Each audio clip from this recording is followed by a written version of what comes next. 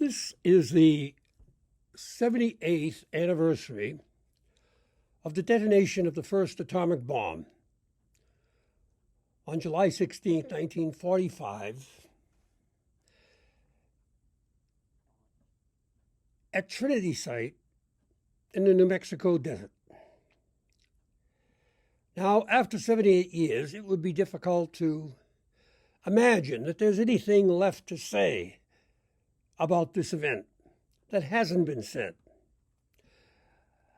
And so what we are going to do today, as I reflect on this event of 78 years ago, is I'm going to try to communicate in a very simple form what is fundamentally the reality of this event. It's not political, and it's not economic, and it's not scientific. It's not nationalistic.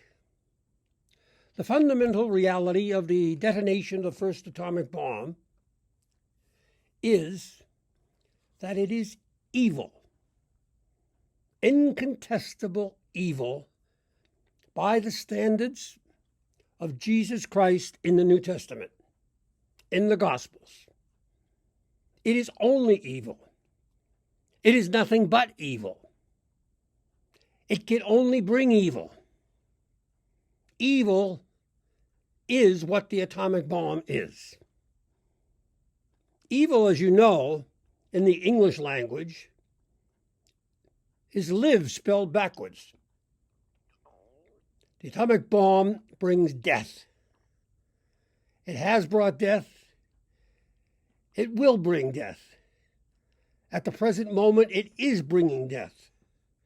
It is only about death. It is only about evil. The atomic bomb is an instrument to inflict pain on people. Serious pain. Deadly pain. Agonizing pain. That's what it was made for. That's what was done with it. That's the atomic bomb. Those people, the scientists, and those who were not scientists, who knew what they were doing throughout the Manhattan Project, which is the project that was put in place to produce an atomic bomb, they knew that what they were about, regardless of anything else that they were about, was putting together a new instrument to tear people apart, to inflict agonizing pain on them, to make people suffer, to make not only people suffer, but their children and their husbands and their wives and their loved ones suffer. They knew that they were putting together an instrument that was meant to tear human beings apart if it was used against human beings. They may not have named it evil, but there is no other name for it. Evil. Hundreds of thousands of human beings were actually burned alive, burned to death, irradiated, sent into hours, days, months, and years of intolerable agony when the bombs were dropped. But it started today, 78 years ago. It's evil. What we have to ask, it seems to me, is, did the atomic bomb actually start today, 78 years ago, on July 16th, 1945? Or did it start when Roosevelt signed the petition of Einstein and Niels Bohr and others to make such a weapon back in 1942? Or did it start at the point where the Japanese bombed Pearl Harbor? Or did it start when the United States blockaded Japan so that it could not get oil that it needed and other things that it needed from the Asian continent? Or did it start long before that? Did it start with Cain? When Cain killed Abel. For whatever reason, Cain killed Abel. The fact of the matter is, the evil that is the atomic bomb, is the same evil that killed Abel. The very same evil. It's the spirit of murder, the spirit of inducing pain, bringing on death for some purpose or another. The purpose may differ, but the spirit is the same. It is not limited to the United States. It's a human reality. The spirit of evil manifests as the murder of human beings. It is indeed a spirit that's recognized when a gangster shoots down a fellow gangster outside of a bar. That's evil. That's murder. But we often, if not all the time, do not say when our country is engaged in the mass murder of human beings in war, we do not call it murder. We call it something else, force, justified violence. But it is the taking of human life that is not ours to take, nor ours to give. It is the taking of human life against the will of the people whose lives are being taken, and for some purpose that is in our minds that we think necessitates or justifies that taking. But it is the unjustified destruction of a human being, a son or a daughter of the Father, a brother or sister of Christ, always, in all circumstances, it is, according to the gospel, according to the teaching of Jesus, murder. Murder. No Christian is ever justified, never, in destroying another human being. That is, he is not justified by Christ. He may be justified by Joe Schmo, PhD from Harvard, but he's not justified by Jesus Christ. He may be justified in the opinion of popes and cardinals and bishops and rectors and priests and deacons and all those other people that have status in the churches of Christianity. But he is not justified by Christ. Christ is very clear. Put up your sword. Love your enemies. Love one another as I have loved you. That is no way of killing people, to follow those instructions. You can't follow those instructions and be be killing people, as you can kill people and be following those instructions. And so, when we see the atomic bomb, we see the mushroom cloud, we hear the stories of what went on before and during and after at the labs in Los Alamos and under the football field in Chicago and so forth and so on. We know all the stories. We know all the people. Fermi, Oppenheimer, Bohr, we know that. Yet in the end, as an event,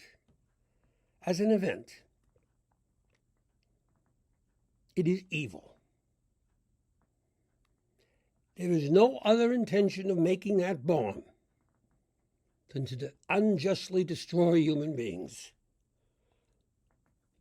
unjustly if Jesus is the Messiah, the Christ, the Son of the living God, the Word of God incarnate, God. So, we are here today, 78 years after the event. And what we do know is this, is that what started with Cain killing Abel, before basically recorded history, and has gone on since that time. I believe the oldest cadaver we have is someone who was murdered, and has gone on since that time, and went on July 16, 1945, and goes on to this very hour with whatever weapons have been created. What we have here is a moment in time,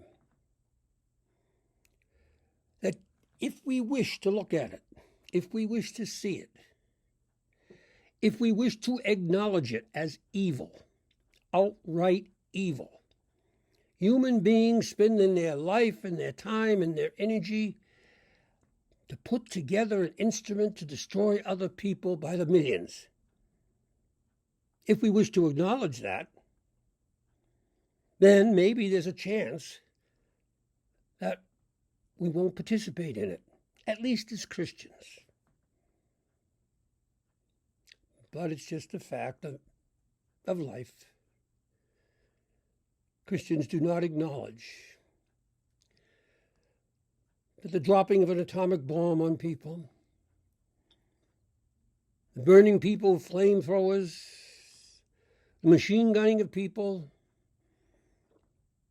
the ripping people's kidneys out, slitting their throats, blowing their heads off in war is evil. They don't acknowledge it, whether they're Russian or American or Chinese or French or English or German, or it's just not acknowledged. It's not acknowledged primarily because they're doing it for their country, whatever their country is. One will look and never find a word in the Gospels, not a word from Jesus, that says what he's teaching can be set aside if the politicians from your country tell you to set it aside, because they need you to be other than Christ-like, because their interest and the interest of the country requires you to do things that Christ would never do. Indeed, that Christ forbids. That is to do evil. And so we have this situation on our hands where, if I were to ask you the question, when was the last time you think making the atomic bomb could be avoided? When was the last moment in time do you think that it was possible to keep the atomic bomb out of existence? I would submit to you that the atomic bomb was inevitable since Cain. Intrinsic to the spirit of violence and the spirit of enmity, the spirit that killed Cain, the spirit that put together this incredibly complex weapon called the atomic bomb, intrinsic to that is the fact that it promotes, sustains, and generates more and more of the type of instrument that it is, except the more and more of the type of instrument it is, that is, a weapon to induce pain, to cause suffering, to bring death on top of people, becomes ever more sophisticated, ever more complex, ever more powerful, ever more effective in doing its job as human beings progress in other areas of life, science and math, and all technologies, this philosophy, theology. As human beings progress in all these cognitive fields, they're taking that God-given ability to grow in awareness of how of why the sun rises in the east and sets in the west, of the fact that there are hundreds of billions of suns out there, of the fact that every human being is made up of carbon atoms that were once part of the sun, of how atoms work. They're taking that knowledge that basically, I don't know where it starts. Where does knowledge begin? But they're taking the knowledge that's, say, part of the Pythagorean theorem, a squared plus b squared equals c squared. And then of Euclid, and then of Pascal, and then of Copernicus, and going on down the line. And Einstein, and they're taking all that, and they're bringing the same spirit that started with Cain to it in order to use it to do exactly what Cain did: murder people. That's evil. All those abilities were not given to human beings, the ability to understand empirical reality in order to learn how to kill people. That's not what God, at least not the God of Jesus, the God who is Jesus, ever could have had in mind. The God who is love, agape, the God who is the Father of all. And so here we are on the doorstep, if you will, a few hours before the anniversary of the first atomic bomb explosion, 78th anniversary. And if you were at, or have been at, Trinity site during one of these anniversaries over the last 34 years that we've been here praying that something somehow take place that stops the continuing creation, propagation, generation of all the dynamics that put the first atomic bomb together. If you were here praying that God not only forgive people doing that, but show people the way out of that, out of the use of the best that human beings can come up with as far as human creativity, energy, mind, thought, take it out of the realm of homicide, murder, destruction of other people.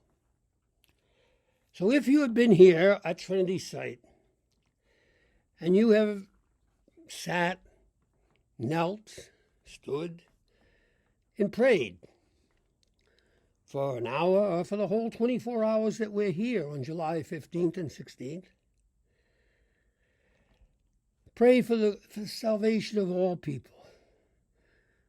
Pray that God somehow relieve human beings possessed as a group, as a universal group, possessed of the spirit of homicide, controlled by it for all practical purposes.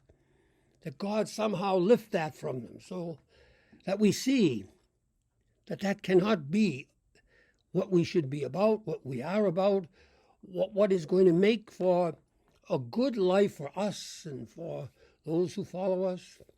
As we sit here, kneel here, stand here and pray for God to somehow act and intervene in a way only God can.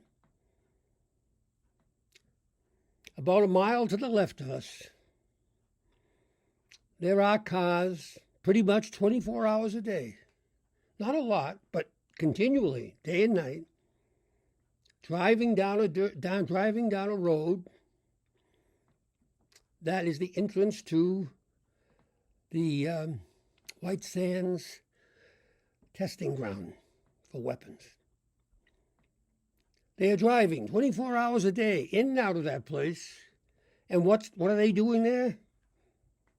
They are testing, being part of, whether it's as a carpenter, electrician, or a guard, or a scientist, they are being part of an operation whose purpose is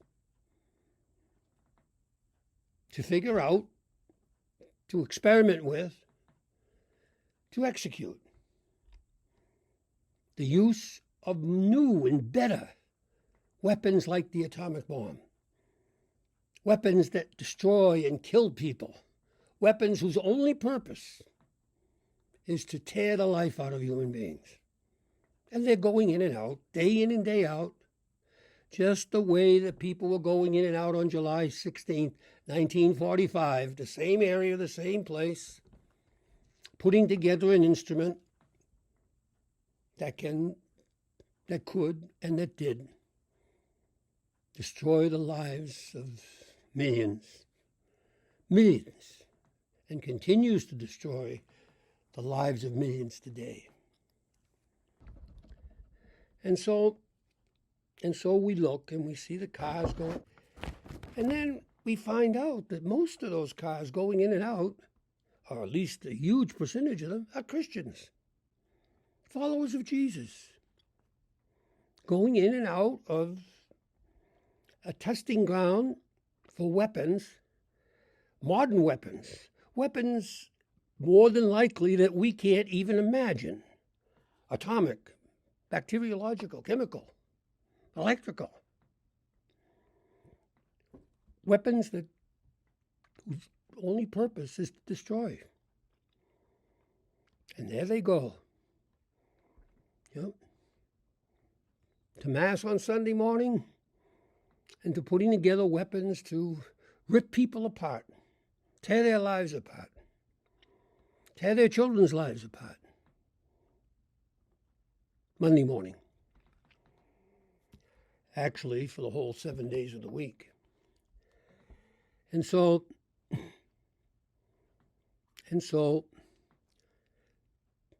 I asked the question, when was the last time that it was possible to stop the atomic bomb from coming into existence? And let me give you what I think is the answer, but has historical and theological basis, and it's this. The last time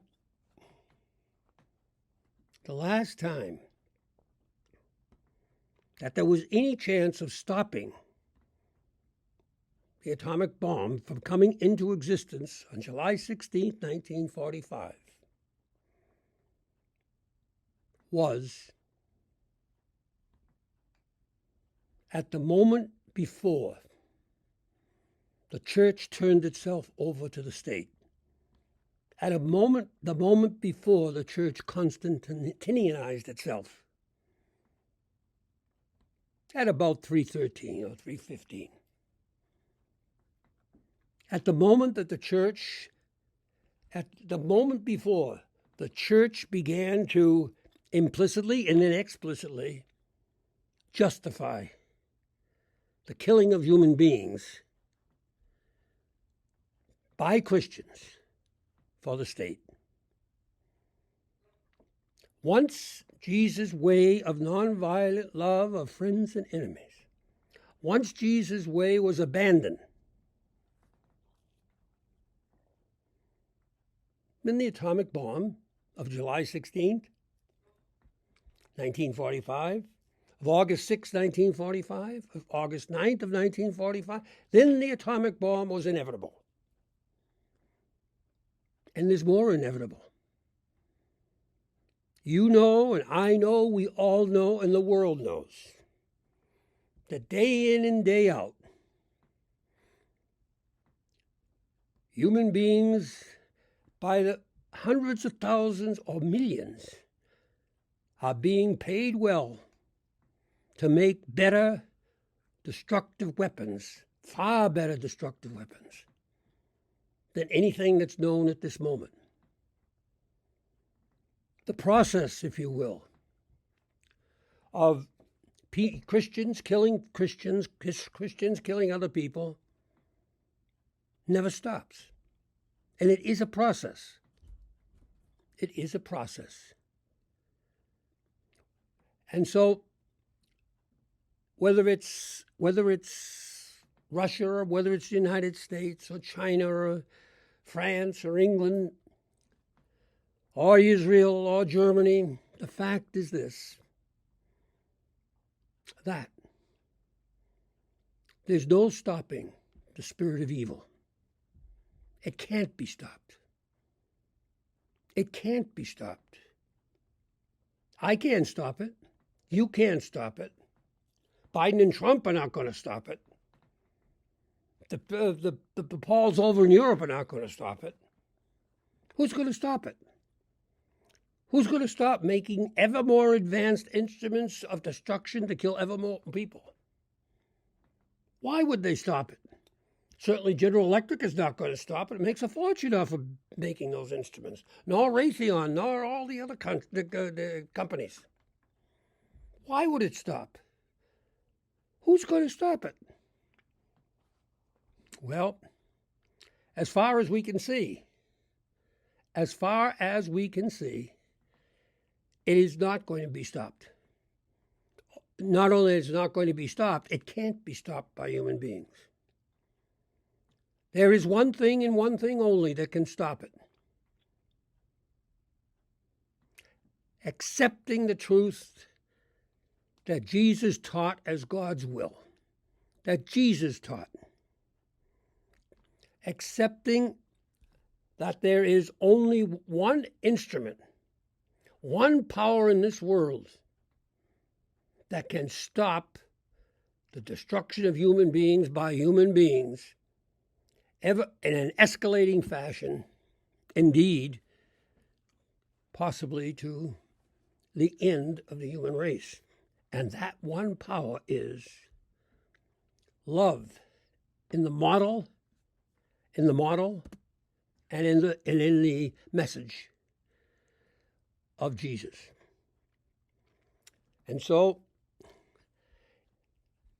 to say it the way it should be said in theology classes all over the world, in Catholic and Protestant church, in Orthodox churches,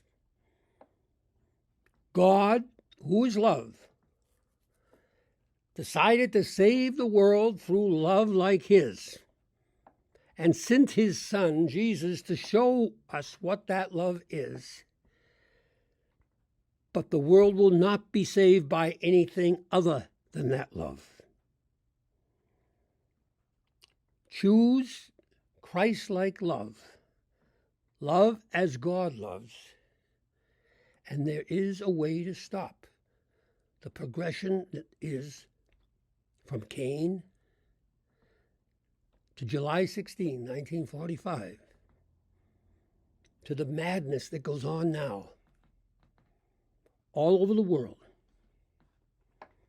And outside of that, make no mistake, the church documents and treaties between countries mean zero in the face of evil. Evil is conquered only by Christ-like love, by the love that is God. For only God has the power to conquer evil. Short of that, if we don't want to do that, we can write all the papers we want, make all the treaties we want, build all the arms we want, and only destruction will follow. Only evil will follow. Evil is conquered by Christ-like love. There is no other way that humanity can possibly free itself and be freed by God from the process that started with Cain and goes right on through this day at escalating rates